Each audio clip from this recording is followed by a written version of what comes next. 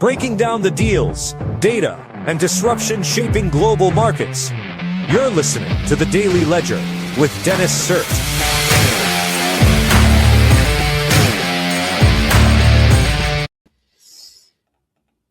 Hey folks, it is Monday, August 17th, 2026.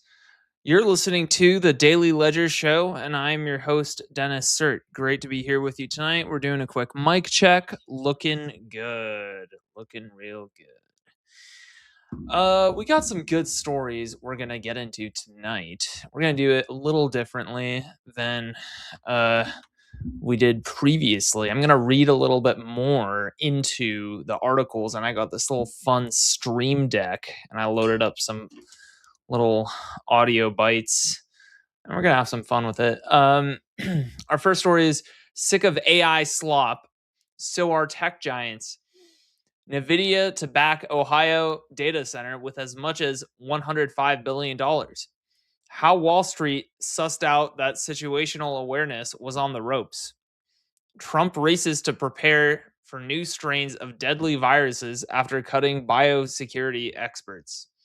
OpenAI upheaval mounts as Sam Altman readies IPO push. An unprecedented number of Apple users received recent spyware alert, says investigators.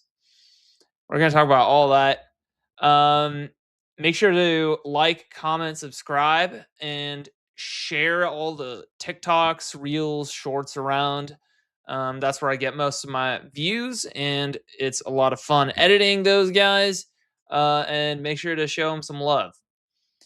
All right. Well, why don't we just get right in? The New York Times, sick of AI slop? So are tech giants. Let me get this going here. There we go. Spotify, LinkedIn, and others are trying to dig out of a digital sewage heap full of low-quality content made with AI. Reporting from San Francisco. The worst type of AI slop has cluttered Google searches with recipes for glue-topped pizza, Amazon listings, and sham biographies. Yeah, so I did hear a few weeks ago about how LinkedIn was adding like a get rid of AI slop button. Okay, so it looks like Spotify has removed 75 million bulk uploads, duplicate songs, and other spammy tracks last year. A sizable chunk of its total portfolio. LinkedIn said in July that AI slop is a top priority for all of us and developed a button for users to report it. Wow. So YouTube wiped 130K channels of low quality content. So yeah, and then here's that LinkedIn button I was talking about. The seems like AI slop button here. LinkedIn recently developed a seems like AI slop button for users. Yeah. So it looks like tech companies are undertaking a generative waste detox, overwhelmed in many cases by the same slop that first made possible with their own AI tools. People are tiring of AI's effects on the environment and its pressure on jobs and mental health. Users have gradually gotten more and more upset about it. The climate of opinion has now recognizably shifted, so these companies are finally confronting these problems. I mean, it's pretty much dead internet theory, and yeah, it's been actualized if it wasn't already. Yeah.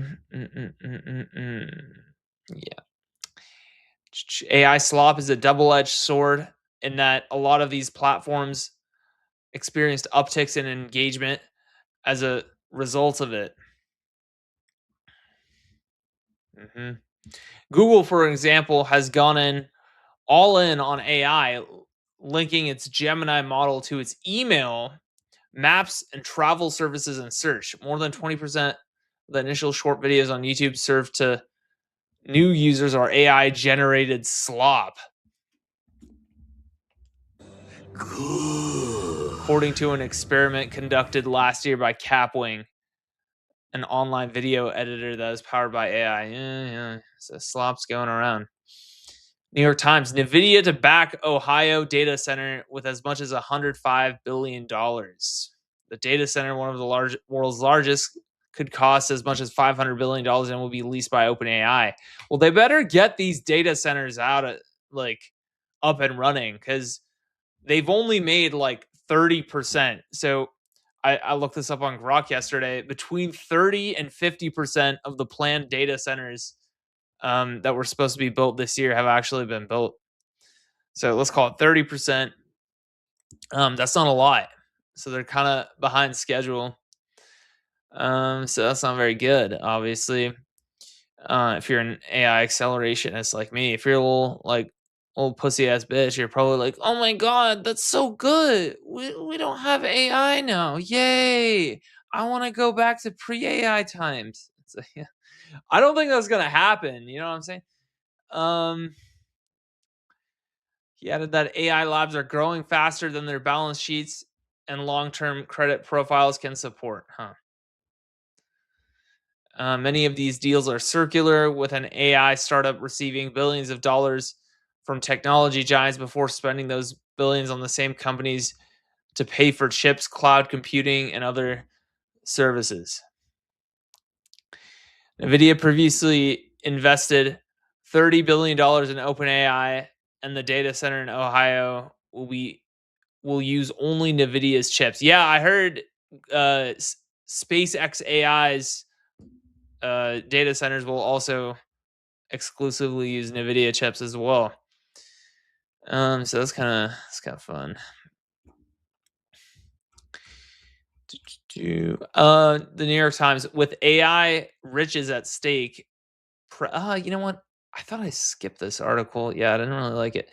It was just kind of stupid. It was just spread the wealth or whatever. It didn't really pique my interest. The Wall Street Journal, how Wall Street sussed out that situational awareness was on the ropes, from whispers of an Anthropic stake sale to strange option moves. Traders sensed trouble and swung into action. Yeah, so situational awareness is not having a good time. And then Leopold decided to get married just in the middle of, he's like, fuck it, man. It's I don't know if that's a good strategic decision, actually. So then it kind of talks about here how this guy's on the way to in a taxi on the way to the airport, and he gets a call saying that I guess situational awareness was desperate to sell pre-IPO shares of Anthropic. And then this guy, David Mann, was like, wait a minute. If situational awareness was in a good position right now, they probably wouldn't want to sell. So Aschenbrenner is probably being forced to sell. He needed the money and was sounding people out. So then I guess, that started some chatter. And people, yeah, so essentially that's when situational awareness started going downhill. Aschenbrenner built his firm on his reputation as an AI soothsayer. Others pointed to the lengthy investing track records while launching hedge funds or venture capital funds. Yeah, and then so I guess Aschenbrenner wrote an essay in 2024 about how cool AI is. It's going to be an aggressive bet on AI, and now they're kind of eating shit. As it grew from about $1.5 billion in assets from under management last summer to over $45 billion at the start of July, Situational borrowed about $3 for each of its $1 in capital it held. Good, Andy, good. Situational also purchased Flex options, a customized derivative to amplify its AI trade. Wow. Yeah, investors flocked to the fund. Yeah, and then it kind of went belly up a little bit, scrambling for cash. Ashton Brenner and his team began emergency talks to sell at least a part of its $5 billion Anthropic stake. Yeah, and then who was it? Citadel jumped in a few weeks ago and said they'd buy at a discount. Yeah, Ken Griffin, that's right.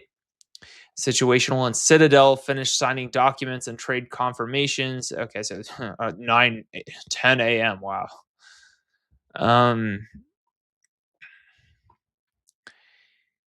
So Ashton Brenner's fund, now revalued at $15 billion, is also rebuilding its portfolio. Situational recently invested $400 million in a startup. And yeah, okay. Still doing AI stuff. So that's cool. Financial Times, OpenAI upheaval mounts as Sam Altman readies IPO push. Executive exits and safety team changes unsettles staff as the ChatGPT maker prepares for a blockbuster listing. OpenAI is facing mounting internal upheaval after nearly half a dozen reorganizations this year. Wow. Repeated executive reshuffles and a series of senior departures have left staff frustrated with constant changes at one of the world's most valuable companies.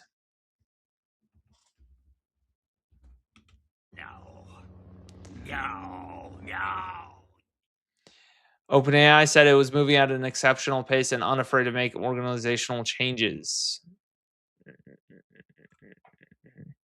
Yeah, so then it goes into the key departures: Denise Dresser, Chloe, and Bacalar, Brad Lightcap, Joshua Ashiam, Fiji Simo, Kevin Wheel, Srinivas Narayanan. And these guys all left. Yeah, it seems like people don't exactly stay in AI. I mean, look at, XAI before it got, bought up by SpaceX or merged with SpaceX. And like all of the co-founders left pretty much other than Elon. So, yeah. Let's see. And then, yeah, apparently Brockman is quite the guy. Very dominant, it seems like. And some people are leaving because of him, apparently. Yeah, so we'll see. Apparently the IPO is getting delayed, so we'll see about that.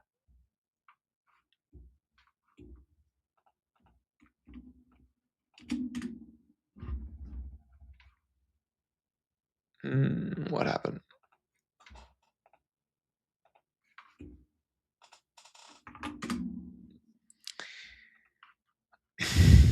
TechCrunch, unprecedented number of Apple users received recent spyware alert, says investigators. An unprecedented number of Apple customers have reported receiving a recent threat notification alerting them to suspected spyware attacks targeting their devices. According to experts who investigate these types of incidents, several people publicly and privately reported receiving Apple spyware alerts over the weekend. After Apple sent out a new wave of notifications on Friday alerting customers in 110 countries that they had been targeted with powerful spyware. Wow. I came in a little early with that, but yeah. Mercenary spyware. Yeah. These people are using open sourced Kimi 3 to good use. I bet you, these digital pirates. Okay, I think we're gonna leave it there. Good stream tonight, and we'll see you in the next one. Peace.